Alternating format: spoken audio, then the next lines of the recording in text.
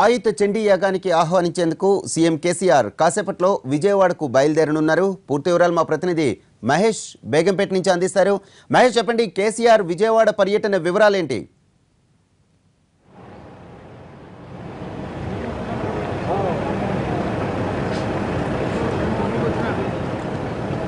Mahesh, over to you.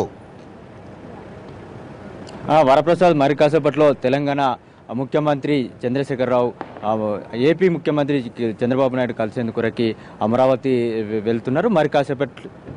మరి కాసేపట్లో ఇక్కడ బేగంపేట విమానాశ్రయం నుండి బయలుదేరి కేసీఆర్ అమరావతి బయలుదేరి వెళ్తున్నారు. అమరావతిలో ముఖ్యమంత్రి చంద్రబాబు నాయుడుతో కేసీఆర్ భేటీ కానున్నారు. అంటే ఆంధ్రప్రదేశ్ తెలంగాణ రాష్ట్రాల విభజన జరిగిన తర్వాత రెండోసారి చంద్రశేఖరరావు ముఖ్యమంత్రి హోదాలో అమరావతికి వెళ్తున్నారు. అమరావతి శంకుస్థాపన కార్యక్రమానికి వెళ్ళినటువంటి కేసీఆర్ మరొకసారి చంద్రబాబుని ఆహ్వానించడానికి, అంటే ఇంతకుముందు చంద్రబాబు ఆహ్వానం మేరకు అమరావతికి వెళ్ళినటువంటి కేసీఆర్ ఇప్పుడు చంద్రబాబును ఆహ్వానించేందుకు అమరావతికి వెళ్తున్నటువంటి సందర్భం.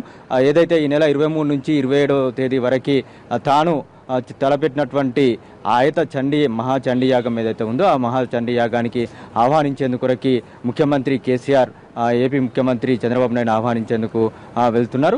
అంటే ఈ మధ్య జరుగుతున్నటువంటి పరిణామాలు చూసినట్లయితే ఒక సుహృద్భావమైనటువంటి వాతావరణం నెలకొని ఉన్నటువంటి పరిస్థితి. రెండు రాష్ట్రాల మధ్య కూడా మంచి వాతావరణం నెలకొనేందుకు ఇద్దరు ముఖ్యమంత్రులు కూడా ప్రయత్నిస్తున్నటువంటి నేపథ్యంలో ఈరోజు ముఖ్యమంత్రి కేసీఆర్ ఏపీకి వెళ్ళి స్వయంగా ఏపీ ముఖ్యమంత్రి చంద్రబాబు నాయుడు గారిని ఈ యొక్క ఆయుత చండీ యాగానికి ఆహ్వానించడం మంచి పరిణామంగానే రాజకీయ విశ్లేషకులు భావిస్తున్నారు. ఏదైతే చంద్రబాబు నాయుడు హైదరాబాద్ వచ్చినప్పుడే వెళ్ళి కేసీఆర్ చంద్రబాబు నాయుడిని ఆయుత చండీ యాగానికి రావాలని చెప్పేసి పిలుస్తారని చెప్పేసి ప్రచారం జరిగినప్పటికీ ఏదైతే ముఖ్యమంత్రి చంద్రబాబు నాయుడు తన క్యాంప్ కార్యాలయంగా చేసుకుని ఏపీ పరిపాలన నిర్వహిస్తున్నటువంటి హెడ్ క్వార్టర్గా ఏదైతే గుంటూరు జిల్లా అమరావతి ఏదైతే ఉండవల్లి ప్రాంతం ఉందో ఆ ప్రాంతానికే వెళ్ళి చంద్రబాబు నాయుడు హెడ్ క్వార్టర్గా తన పాలన కొనసాగిస్తున్నటువంటి ప్రాంతానికే ముఖ్యమంత్రి వెళ్ళి ఆయన ఏదైతే నివాసంగా భావిస్తున్నటువంటి ప్రాంతం ఉందో అక్కడికే వెళ్ళి కేసీఆర్ ఆహ్వానించడం అనేది ఒక మంచి సాంప్రదాయంగా చెప్పొచ్చు. ఏదైతే ఇక్కడికి వచ్చినప్పుడు పిలవడం కాకుండా ఆయన దగ్గరికి వెళ్ళి తాను చేపట్టినటువంటి ఆయుత చండీ యాగానికి రావాలని చెప్పేసి ఆహ్వానించడం మంచిదే అని చెప్పేసి ఇటు రెండు రాష్ట్రాలకు సంబంధించినటువంటి ప్రజలు కూడా తమ యొక్క ఆనందాన్ని వ్యక్తం చేస్తున్నటువంటి పరిస్థితి. మరొక వైపు ముఖ్యమంత్రి కేసీఆర్ ఇప్పటికే చాలా మంది ప్రముఖులను కూడా ఈ ఆయుత చండీ యాగానికి ఆహ్వానించారు. ప్రధానమంత్రి మోడీ, అదేవిధంగా ప్రెసిడెంట్ ప్రణబ్ ముఖర్జీ, మిగతా హైకోర్టు ప్రధాన న్యాయమూర్తి, గవర్నర్ వీళ్ళందరినీ కూడా గతంలోనే ఆహ్వానించినటువంటి నేపథ్యం. ఈ నెల 27న ప్రణబ్ ముఖర్జీ కూడా ఈ యొక్క కార్యక్రమానికి హాజరు కాబోతున్నారు. అదేవిధంగా శృంగేరి పీఠాధిపతిని కూడా ముఖ్యమంత్రి కేసీఆర్ 16వ తేదీన వెళ్ళి ఆహ్వానించనున్నారు. వరప్రసాద్, ఈరోజు ముఖ్యమంత్రి ఉండవల్లికి వెళ్ళి అక్కడ చంద్రబాబు నాయుడు గారిని ఆహ్వానించి నేరుగా మళ్ళీ హైదరాబాద్కు రానున్నారు. చంద్రబాబు నాయుడు గారితో కలిసి కేసీఆర్ లంచ్ కూడా చేసేటువంటి అవకాశం ఉంది. కేసీఆర్తో పాటు ఒకరిద్దరు నేతలు కూడా వెళ్తున్నారు. Varaprasad, right, thank you Mahesh. చంద్రబాబుతో కేసీఆర్ భేటీకి సంబంధించిన మరింత సమాచారం మా ప్రతినిధి రమేష్ అడిగి తెలుసుకుందాం. రమేష్, చెప్పండి, కేసీఆర్ ఎప్పుడు చంద్రబాబు నివాసం చేరుకుంటారు? అలానే ఏ అంశాలపై వీరి మధ్య చర్చ వచ్చే అవకాశం ఉంది?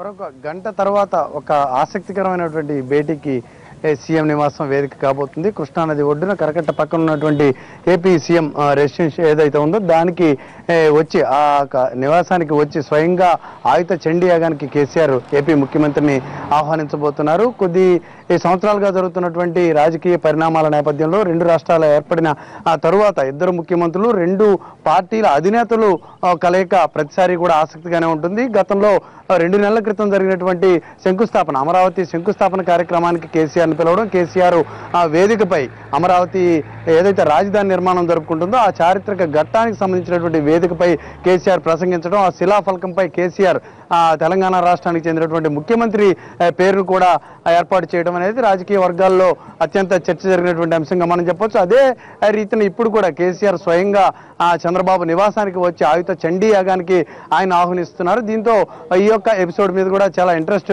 క్రియేట్ అవుతా ఉంది. ఒక రాజకీయ వర్గాల్లో ఎలా జరగబోతోంది, భేటీలో ఏ అంశాలు చర్చించుకోబోతున్నారు, భేటీ అనంతరం పరిణామాలు ఎలా ఉండబోతున్నాయి అనే అంశాలపై కొద్ది రోజులుగా విస్తృత చర్చ జరుగుతోంది. ఒక గంట తర్వాత కేసీఆర్ ఇక్కడికి చేరుకుంటారు. కేసీఆర్ కోసం సీఎం నివాసం వద్ద ప్రత్యేకంగా కాన్వాయ్ని కూడా సిద్ధం చేశారు. ఏపీ సీఎం స్వయంగా ఆయనకి స్వాగతం పలికి లోపలికి తీసుకువెళ్ళనున్నారు. ఒక గంట పాటు ఈ భేటీ జరిగే అవకాశం కనిపిస్తూ ఉంది. ఆహ్వాన పత్రిక అందుకున్న తర్వాత సీఎం ఆయనకి లంచ్ ఆఫర్ చేశారు.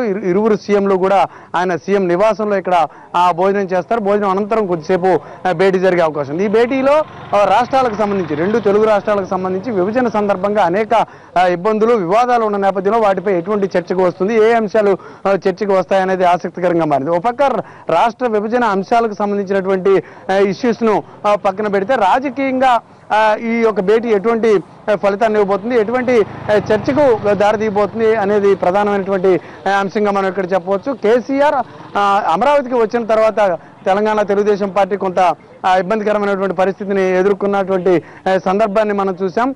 వాయిస్ తగ్గించాల్సినటువంటి పరిస్థితి తెలంగాణ తెలుగుదేశం ఎదుర్కొంది. ఇప్పుడు ఆయుధ చండీ యాగానికి స్వయంగా పిలిచిన తర్వాత కేసీఆర్కి ఆహ్వానం మేరకు చంద్రబాబు అటెండ్ అయితే తర్వాత పరిణామాలు ఎలా ఉంటాయనేది కూడా ఆసక్తికరంగా మారింది.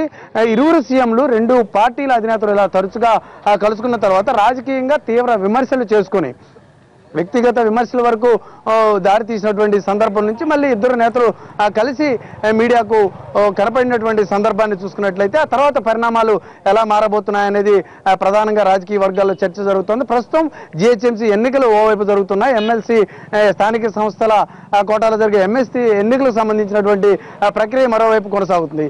ఈ సందర్భంలోనే ఈ పార్టీలో నేతలు తెలుగుదేశం పార్టీకి చెందినటువంటి నేతలంతా కూడా టీఆర్ఎస్ లోకి వెళ్తున్నటువంటి పరిస్థితి. స్వయంగా ఎమ్మెల్యేలు కూడా టీఆర్ఎస్ లో జాయిన్ అవుతున్నటువంటి పరిస్థితి. ఇటువంటి సందర్భంలో ఇరువురి సీఎంల కలయిక ఎటువంటి చర్చకు దారితీస్తుంది అనేది పొలిటికల్ గా చాలా ఇంట్రెస్టింగ్ సబ్జెక్ట్ గా మారింది. ఓ పక్క తమ పార్టీకి చెందినటువంటి నేతలను టీఆర్ఎస్ నేతలు వారి పార్టీలోకి చేర్చుకుంటూ మరో పక్క వ్యక్తిగతంగా నిర్వహించేటటువంటి ఇటువంటి యాగాలకు ఆయన ఇన్వైట్ చేయడం అనేది ఏ రకంగా ఉండబోతుంది, ఏపీ సీఎం ఎలా రెస్పాండ్ అవుతారు, సీఎం అటెండ్ అవుతే తర్వాత పరిణామాలు ఎలా ఉంటాయి, ఇలా అనేక రకాలుగా ఈ భేటీ చర్చకు దారితీస్తున్నటువంటి పరిస్థితిని మనం చూస్తున్నాం. మొత్తంగా చూసుకున్నట్లయితే గతంతో పోల్చుకున్నట్లయితే ఇప్పుడు ఈ భేటీ తర్వాత వరుసగా ఇద్దరు సీఎంలు కలుస్తున్నటువంటి తర్వాత రాజకీయంగా కొంత మార్పులు చోటు చేసుకుంటున్నాయి. తెలంగాణ తెలుగుదేశంపై ఆంధ్ర పార్టీ ముద్ర ఏదైతే తెలుగుదేశంపై ఉందో దాన్ని పూర్తి స్థాయిలో ఆ స్థాయిలో విమర్శించలేనటువంటి పరిస్థితిని టీఆర్ఎస్ ఎదుర్కొంటుంది. అదే విధంగా టీఆర్ఎస్ పై దూకుడుగా వెళ్ళలేనటువంటి పరిస్థితిని తెలంగాణ తెలుగుదేశం పార్టీ ఎదుర్కొంటుంది. ఈ పరిణామాలన్నీ కూడా రాజకీయంగా కొంత సంచలనంగా కొంచెం ఆసక్తికరంగా మారుతున్నాయి. జిహెచ్ఎంసీ ఎన్నికల్లో బలంగా తమ ప్రత్యర్థులు నిలిపి బలంగా పోటీ ఇవ్వడం ద్వారా సత్తా చాటాలి అని తెలంగాణ తెలుగుదేశం ప్రయత్నం చేస్తోంది. పార్టీ కొంత డీలా పడినటువంటి ప్రస్తుత పరిస్థితుల్లో బలంగా ఉన్నటువంటి గ్రేటర్ హైదరాబాద్ లో బలం చాటడం ద్వారా తెలుగుదేశం పార్టీ ఎక్కడ దెబ్బతిన లేదు అనే ఒక ప్రయత్నాన్ని తెలంగాణ నేతలు చేస్తున్నటువంటి పరిస్థితిని మనం చూస్తున్నాం. ఈ నేపథ్యంలో ఈ భేటీ తర్వాత పరిణామాలు ఎలా ఉంటాయనేది ఆసక్తికరంగా మారింది. Right, thank you Ramesh.